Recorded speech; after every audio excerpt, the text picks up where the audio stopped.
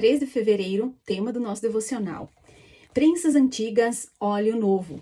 Lucas capítulo 22, versículo 42. Pai, se queres, afaste de mim este cálice, contudo, que seja feita a tua vontade e não a minha.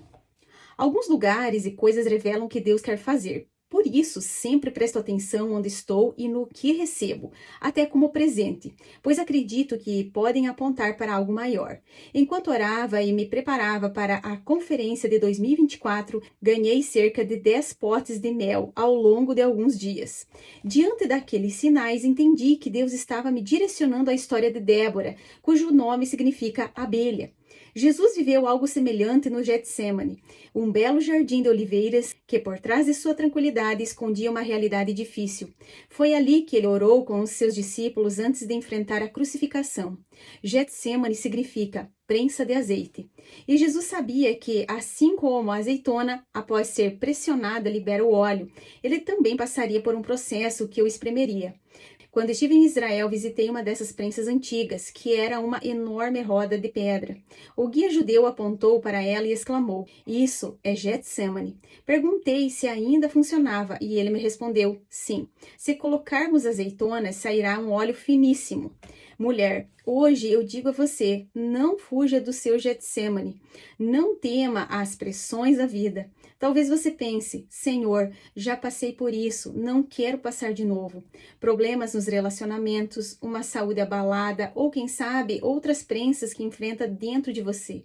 Contudo, apesar de a prensa ser antiga, libera um óleo novo, pois o fruto é novo. Assim como Jesus não desistiu de nós e se deixou ser prensado para nos trazer cura, ele a convida a permanecer firme no processo. Getsemane é a pressão de que precisamos hoje. Seja forte e corajosa. O Senhor é com você. Hoje damos início ao livro de Marcos. Marcos capítulo 1. Princípio do Evangelho de Jesus Cristo, Filho de Deus, como está escrito na profecia de Isaías. Eis que envio o meu mensageiro diante de você, o qual preparará o seu caminho. Vós, o que clama no deserto, preparem o caminho do Senhor, endireitem as suas veredas. E foi assim que João Batista apareceu no deserto, pregando o batismo de arrependimento para a remissão de pecados. E toda a região da Judéia e todos os moradores de Jerusalém iam até ele, e confessando seus pecados, eram batizados por ele no Rio Jordão.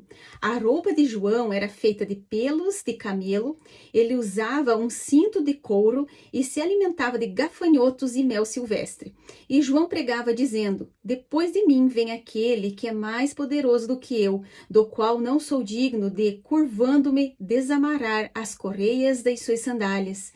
Eu batizei vocês com água, ele, porém, os batizará com o Espírito Santo." Naqueles dias, Jesus veio de Nazaré, da Galiléia, e foi batizado por João no Rio Jordão.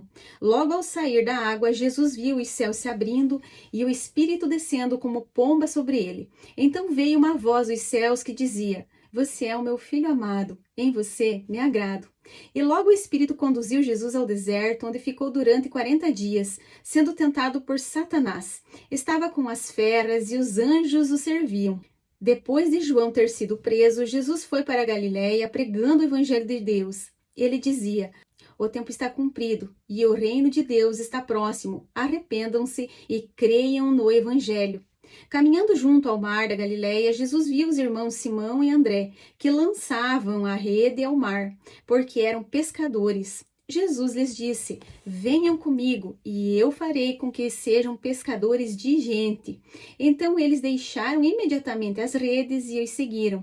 Pouco mais adiante, Jesus viu Tiago, filho de Zebedeu, e João, seu irmão, que estavam no barco consertando as redes. Logo os chamou, e eles seguiram Jesus, deixando o seu pai Zebedeu no barco com os empregados. Depois entraram em Cafarnaum e logo no sábado Jesus foi ensinar na sinagoga. E maravilhavam-se com a sua doutrina, porque os ensinava como alguém que tem autoridade e não como os escribas. E logo apareceu na sinagoga um homem possuído de espírito imundo, o qual gritou: O que você quer conosco, Jesus Nazareno? Você veio para nos destruir? Sei muito bem quem você é, o Santo de Deus. Mas Jesus o repreendeu, dizendo: Cale-se e saia desse homem. Então o espírito imundo, agitando violentamente e gritando em alta voz, saiu dele. Todos se admiraram a ponto de perguntarem entre si: Que é isto? Uma nova doutrina? Com autoridade ele ordena os espíritos imundos e eles lhes obedecem. E a fama de Jesus se espalhou depressa em todas as direções por toda a região da Galileia. E saindo da sinagoga foram com Tiago e João para a casa de Simão e André. A sogra de Simão estava de cama com febre e logo deram essa notícia a Jesus. Então, aproximando-se, Jesus pegou na mão dela e fez com que ela se levantasse. A febre a deixou e ela passou a servi-los. À tarde, depois do pôr do sol, trouxeram a Jesus todos os enfermos e endemoniados. Toda a cidade estava reunida à porta da casa. E ele curou muitos que se achavam doentes de todo tipo de enfermidades. Também expulsou muitos demônios, não lhes permitindo que falassem, porque sabiam quem ele era. Tendo se levantado de madrugada, quando ainda estava escuro, Jesus saiu e foi para um lugar deserto e ali orava. Simão e os que estavam com ele procuraram Jesus por toda parte. Quando o encontraram, lhe disseram: Todos estão à sua procura. Jesus, porém, lhes disse: Vamos a outros lugares, aos povoados vizinhos, a fim de que eu pregue também ali, pois foi para isso que eu vim. Então ele foi por toda a Galiléia, pregando nas sinagogas deles e expulsando os demônios. Um leproso se aproximou de Jesus e lhe pediu de joelhos: Se o Senhor quiser, pode me purificar. E Jesus, profundamente compadecido, estendeu a mão, tocou nele e disse: Quero sim, fique limpo. No mesmo instante, a lepra desapareceu dele e ele ficou limpo. E, advertindo-o severamente, logo o despediu e lhe disse: Olhe, não conte nada a ninguém, mas vá, apresente-se ao sacerdote e ofereça pela sua purificação o sacrifício que Moisés ordenou, para servir de testemunho ao povo. Mas, tendo ele saído, começou a proclamar muitas coisas e a divulgar a notícia, a ponto de Jesus não poder mais entrar publicamente em nenhuma cidade. Por isso, permanecia fora, em lugares desertos, e de toda parte vinham ao encontro dele. Aleluia! Deus abençoe, e amanhã estaremos aqui juntas para nós fazer o nosso devocional e o plano de leitura.